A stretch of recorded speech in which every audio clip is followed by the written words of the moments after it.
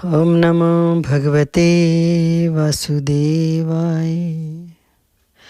श्रीमद् भागवत महापुराण के द्वितीय खंड के दशम स्कंद का छठवां अध्याय पढ़ रही हूँ। पूतना उद्धार। श्री सुखदेव जी कहते हैं, परीक्षित, नंद बाबा जब मथुरा से चले तब रास्ते में विचार करने लगे कि वसुदेव जी का कथन झूठा नहीं हो सकता। इससे उनके मन में उत्पात होने की आशंका हो गई।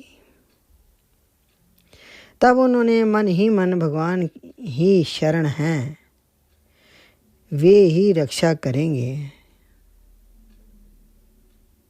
ऐसा निश्चय किया।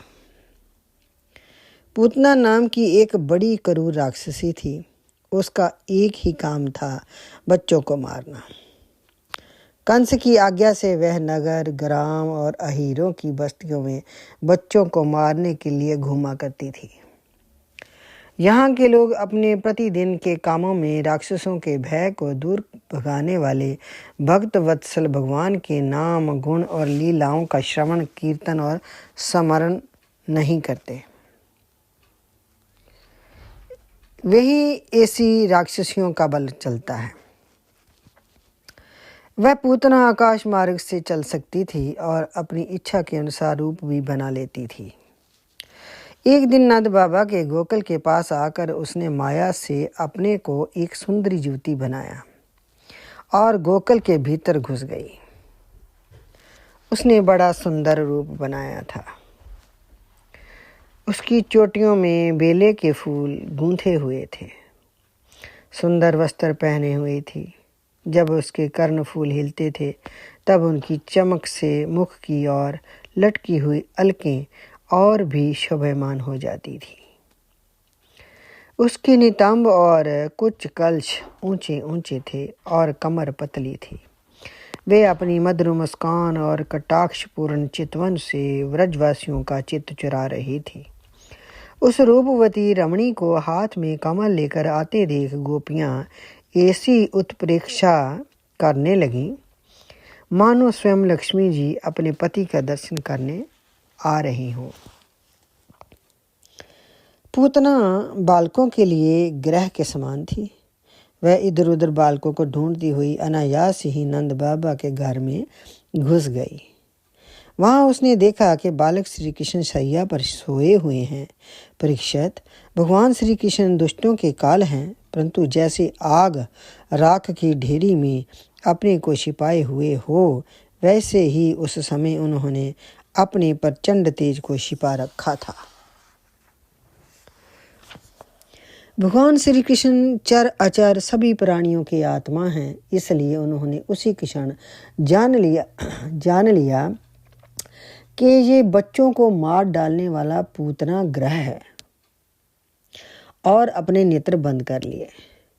जैसे कोई पुरुष भ्रमवश सोए हुए सांप को रस्सी समझकर उठा ले, वैसे ही अपने काल रूप भगवान श्री कृष्ण को पूतना ने अपनी गोद में उठा लिया।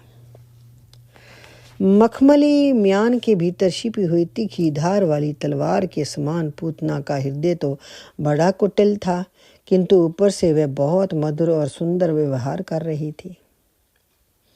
देखने में वह एक भद्र महिला के समान जान पड़ती थी। इसलिए रोहिणी और यशोदा ने उसे घर के भीतर आई देखकर भी उसकी सौंदर्य प्रभाव से हतप्रतिभ सी होकर कोई रोक टोक नहीं की, चुपचाप खड़ी खड़ी देखती रही। इधर भयानक राक्षसी पूतना ने बालक श्री कृष्ण को अपनी गोद में लेकर उनके मुंह में अपना स्तन दे दिया, जिससे बड़ा भयंकर और किसी प्रकार भी पच ना सकने वाला विष लगा हुआ था। भगवान ने क्रोध को अपना साथी बनाया और दोनों हाथों से उसके स्तनों को जोर से दबाकर उसके प्राणों के साथ उसका दूध पीने लगे। वे उसका दूध पीने लगे और उनका साथी क्रोध प्राण पीने लगा। अब तो पूतना के प्राणों के आश्रयभूत सभी मर्म स्थान फटने लगे। वे पुकारने लगी, अरे छोड़ दे, अब बस कर। वे बार बार अपने हाथ और पैर पटक पटक कर रोने लगी। उसके नेत्र उल्ट गए, सारा शरीर पसीने से लथपथ हो गया। उसकी चिल्लाहट का वेग बड़ा भयंकर था। उसके प्रभाव से पहाड़ों के साथ पृथ्वी और ग्रहों के साथ अंतरिक्ष डगमगा उठा। सातों पाताल और दिशाएं गूंज उठी। बहुत से लोग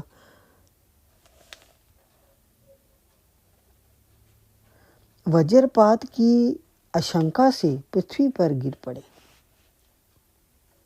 परीक्षित, इस प्रकार निशाचरी पूतना ने सतनों में इतनी पीड़ा हुई कि वे अपने को छिपा न सकी। राक्षसी रूप में प्रकट हो गई। उसके शरीर से प्राण निकल गए, मुंह फट गया, बाल बिखर गए और हाथ पांव फैल गए। जैसे इंद्र के वज्र से घायल होकर वृतासुर गिर पड़ा था, वैसे ही वह बाहर गोष्ठ में आकर गिर पड़ी। राजेंद्र, पूतना के शरीर ने गिरते गिरते भी 6 कोस के भीतर के वृक्षों को कुचल डाला। ये बड़ी ही अद्भुत घटना हुई। पूतना का शरीर बड़ा भयानक था। उसका मुंह हल के समान तीखी और भयंकर दाढ़ों से युक्त था। उसके नथुने पहाड़ की गुफा के समान गहरे थे और सतन पहाड़ से गिरी हुई चट्टानों की तरह बड़े बड़े थे। लाल लाल बाल चारों ओर बिखरे हुए थे। आंखें अंधे कुएं के समान गहरी नितंब नदी के करार की तरह भयंकर। भुजाएं, जांघें और पैर नदी के पुल के समान तथा पेट सूखे हुए सरोवर की भांति जान पड़ता था। पूतना के उस शरीर को देखकर सब के सब ग्वाल और गोपी डर गए। उसकी भयंकर चिल्लाहट सुनकर उनके हृदय, कान और सिर तो पहले ही फट से रहे थे। जब गोपियों ने देखा कि बालक श्री कृष्ण उसकी छाती पर निर्भय होकर खेल रहे हैं, तब वे बड़ी घबराहट और उतावली के साथ झटपट वहां पहुंच गई तथा श्री कृष्ण को उठा लिया। इसके बाद यशोदा और रोहिणी के साथ गोपियों ने गाय की पूंछ घुमाने आदि उपायों से बालक श्री कृष्ण के अंगों की सब प्रकार से रक्षा की। उन्होंने पहले बालक श्री कृष्ण को गौमूत्र से स्नान कराया, फिर सब अंगों में गौ राज्य लगाई और फिर 12 अंगों में गोबर लगाकर भगवान के केशव आदि नामों से रक्षा की। इसके बाद गोपियों ने आचमन करके अज आदि 11 बीज मंत्रों से अपने शरीरों में अलग अलग अंग न्यास एवं कर न्यास किया और फिर बालक के अंगों में बीज न्यास किया।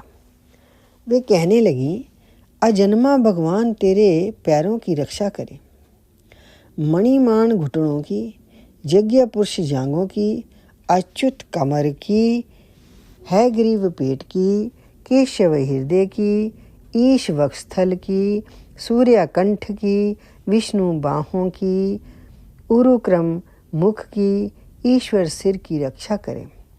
चक्रधार भगवान रक्षा के लिए तेरे आगे रहे, गदाधारी श्री हरि पीछे, क्रमशः धनुष और खड्ग धारण करने वाले भगवान मधुसूदन और आजन दोनों बगल में, शंखधारी उरु गाय चारों कोनों में, उपेंद्र ऊपर, हलधर पृथ्वी पर और भगवान परम पुरुष तेरे सब और रक्षा के लिए रहे। ऋषिकेश भगवान इंद्रियों की और नारायण प्राणों की रक्षा करें। श्वेत द्वीप के अधिपति चित्त की और जोगेश्वर मन की रक्षा करें। कृष्ण गर्भ तेरी बुद्धि की और परमात्मा भगवान तेरे अहंकार की रक्षा करें। खेलते समय गोविंद रक्षा करें, सोते समय माधव रक्षा करें, चलते समय भगवान वैकुंठ और बैठते समय भगवान श्रीपति तेरी रक्षा करें। भोजन के समय समस्त ग्रहों को भयभीत करने वाले यज्ञ भोक्ता भगवान तेरी रक्षा करें।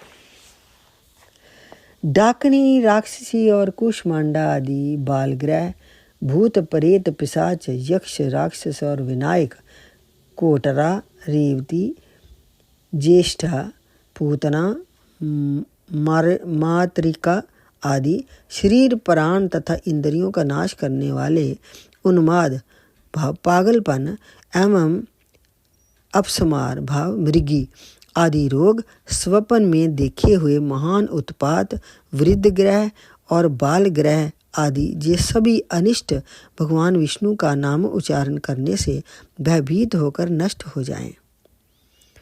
श्री सुखदेव जी कहते हैं, परीक्षित, इस प्रकार गोपियों ने प्रेम पाश में बंद कर भगवान श्री कृष्ण की रक्षा की। माता यशोदा ने अपने पुत्र को स्तन पिलाया और फिर पालने पर सुला दिया। इसी समय नंद बाबा और उनके साथी गोप मथुरा से गोकुल में पहुंचे। जब उन्होंने पूतना का भयंकर शरीर देखा तब वे आश्चर्यचकित हो गए। वे कहने लगे, ये तो बड़े आश्चर्य की बात है। अवश्य ही वसुदेव के रूप में किसी ऋषि ने जन्म ग्रहण किया है, अथवा संभव है वसुदेव जी पूर्व जन्म में कोई योगेश्वर रहे हों, क्योंकि उन्होंने जैसा कहा था वैसा ही उत्पात यहाँ देखने में आ रहा है। तब तक ब्रजवासियों ने कुल्हाड़ी से पूतना के शरीर को टुकड़े टुकड़े कर डाला और गोकुल से दूर ले जाकर लकड़ियों पर रखकर जला दिया। जब उसका शरीर जलने लगा तब उसमें से ऐसा धुआं निकला जिसमें से अगर किसी सुगंध आ रही थी। क्यों ना हो, भगवान ने जो उसका दूध पिया हुआ था, जिससे उसके सारे पाप तत्काल नष्ट हो गए। पूतना एक राक्षसी थी, लोगों के बच्चों को मारती थी और उनका खून पीती थी। यही उसका काम था। भगवान को भी मार डालने की इच्छा से स्तन पिलाया था। फिर भी उसे वे परम गति मिली जो सत्पुरुषों को मिलती है। ऐसी स्थिति में जो पर ब्रह्म परमात्मा भगवान श्री कृष्ण को श्रद्धा और भक्ति से माता के समान अनुराग पूर्वक अपनी प्रिय से प्रिय वस्तु और उनको प्रिय लगने वाली वस्तु समर्पित करते हैं, उनके संबंध में तो कहना ही क्या है। भगवान के चरण कमल सबके वंदनीय, ब्रह्मा शंकर आदि देवताओं के द्वारा भी वंदित हैं। वे भक्तों के हृदय की पूंजी हैं। उन्हीं चरणों से भगवान ने पूतना का शरीर दबाकर उसका स्तनपान किया। माना कि वे राक्षसी थी, परंतु उससे उत्तम से उत्तम गति जो माता को मिलती है प्राप्त हुई। फिर जिनके स्तन का दूध भगवान ने बड़े प्रेम से पिया हो, उन गौओं और माताओं की तो बात ही क्या है। परीक्षित, देवकी नंदन भगवान कैवल्य आदि सब प्रकार की मुक्ति और सब कुछ देने वाले हैं। उन्होंने ब्रज की गोपियां और गौओं का वह दूध जो भगवान के प्रति पुत्र भाव होने से वात्सल्य स्नेह की अधिकता के कारण स्वयं ही झरता रहता था, भर पेट पान किया। राजन, वे गौएं और गोपियां जो नित्य निरंतर भगवान श्री कृष्ण को अपने पुत्र के ही रूप में देखती थीं, फिर जन्म मृत्यु रूप संसार के चक्कर में कभी नहीं पड़ सकती, क्योंकि ये संसार तो अज्ञान के कारण ही है। नंद बाबा के साथ आने वाले ब्रजवासियों की नाक में जब चिता के धुएं की सुगंध पहुंची, तब ये क्या है, कहाँ से ऐसी सुगंध आ रही है, इस प्रकार कहते हुए ब्रज में पहुंचे। वहाँ गोपों ने उन्हें पूतना के आने से लेकर मरने तक का सारा वृत्तांत कह सुनाया। वे लोग पूतना की मृत्यु और श्री कृष्ण के कुशल पूर्वक बच जाने की बात सुनकर बड़े ही आश्चर्यचकित हुए। परीक्षित, उदार शिरोमणि नंद बाबा ने मृत्यु के मुख से बचे हुए अपने लल्ला को गोद में उठा लिया और बार बार उसका सिर सूंघकर मन ही मन बहुत आनंदित हुए। ये पूतना मोक्ष भगवान श्री कृष्ण की अद्भुत बाल लीला है। जो मनुष्य श्रद्धापूर्वक इसका श्रवण करते हैं, उसे भगवान श्री कृष्ण के प्रति प्रेम प्राप्त होता है। इति श्रीमद् भागवत महापुराण के 10वें स्कंद का 6वां अध्याय संपूर्ण।